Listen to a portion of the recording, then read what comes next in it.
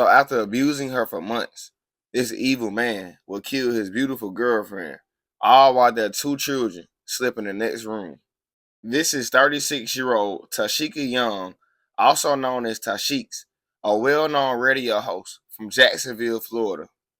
Tashika was known to be very outgoing, educated, and ambitious. She also had a passion for music and entertainment, which led her to begin a career as a local radio host in Jacksonville for Power 106.1. She would work her way up to get her own morning show, and she was truly loved by all her listeners. Tashika would meet 33-year-old Bercy Armstrong back in 2012.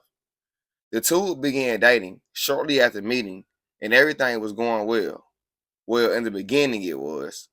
They would go on to have two beautiful children together and went on to be a very upkept family.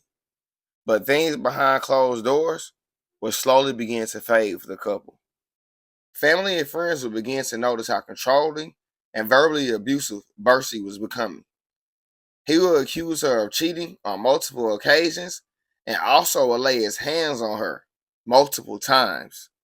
On July 20th, 2022, Tashika and Bercy would get into a heated argument for unknown reasons. Things would go to the extreme, leading Bercy to do the unthinkable. 33-year-old Bercy Armstrong would retrieve his firearm and fatally shoot his own girlfriend multiple times. He would then wake up his two children, put them in the closet, and lock them in there before fleeing the scene. A few days later, Tashika's mom would become worried after not hearing from her for a few days. She would then contact her multiple times, and after getting no answer, she would go over to her apartment herself.